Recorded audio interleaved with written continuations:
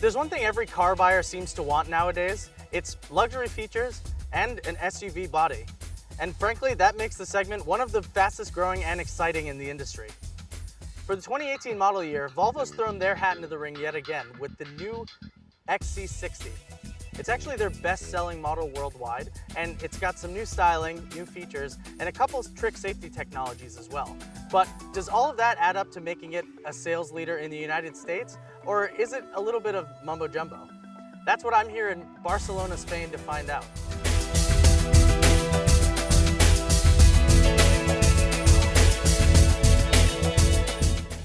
Now, as I mentioned earlier, the XC60 is arguably Volvo's most important model. It's actually their global bestseller, and it's the best-selling entry-level luxury SUV in Europe. But in the States, its sales fall far behind the likes of the Audi Q5, BMW X3, and Mercedes GLC class. To remedy this issue, Volvo has used its scalable product architecture, which is the same modular architecture found in the 90 series cars, the XC90, S90, and V90, and they've applied it here to the XC60. Basically, you take modular components and fit them to whatever size vehicle that you want, in this case, a compact luxury SUV. They've also used powertrains found in other modern Volvos. The entry-level T5 XC60 gets a turbocharged 4-cylinder engine that makes about 252 horsepower. The T6 powertrain gets a twin-charged engine, which means it's turbocharged and supercharged, and that makes 316 horsepower. And then top of the line is the T8 plug-in hybrid model, which uses a turbocharged gasoline engine in the front, actually the twin-charged engine in the front, and 2 electric motors out back to make a total of 400 horsepower. That's right, in a compact Volvo SUV. Of course, I'd be remiss if I didn't talk about design, which is one of the hallmarks of modern Volvos these days. The XC60 looks fantastic, and most importantly, it looks different enough from the 90 range to be a little bit interesting. The Thor's Hammer LED headlights extend inwards towards the grille, and there's a more C-shaped taillight in the rear to echo the likes of the V90 wagon instead of the XC90 SUV. Overall, I think it looks really tidy, a really nice design.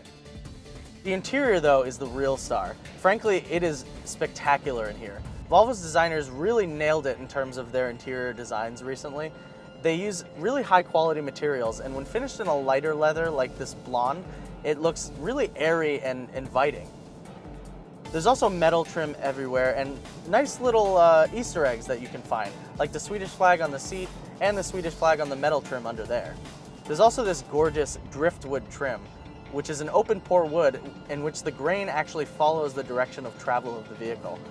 A lot of that is mumbo jumbo, but let's just say it looks and feels fantastic.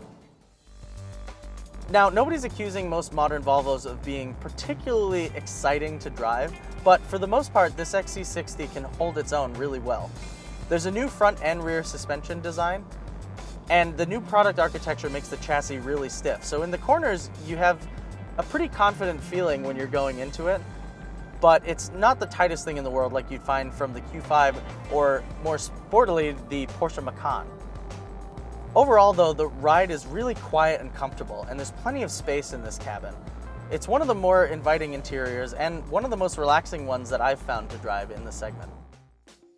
Now, being a Volvo, their designers have gone all out with safety technology and convenience technology as well. There are some new active safety features like city brake support up to 37 miles an hour and a collision avoidance system that when you initiate steering to go around an obstacle, it'll actually help you steer all the way through and control the brakes on either side of the car to make sure that you have the most control.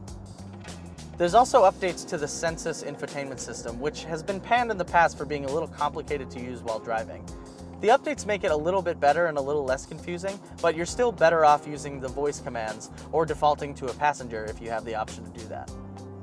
There's standard Apple CarPlay and Android Auto in here, and for the most part you get a pretty loaded XC60 for the base price of $41,500, with a $995 destination charge on top of that. That makes it competitive with the likes of the Audi Q5, but XC60s can start to get really expensive when you get up to the top of the trim range, including this loaded Inscription model. So, big improvements to the style, technology, and safety features make the XC60 really worth your consideration. If it wasn't a segment leader before, it's definitely close to the top now, and I'd say maybe only the Audi Q5 has it at least matched, if not beat. But for the most part, this is a Volvo now worth your consideration. I'm Brian with the Daily News Autos, and we'll see you next time.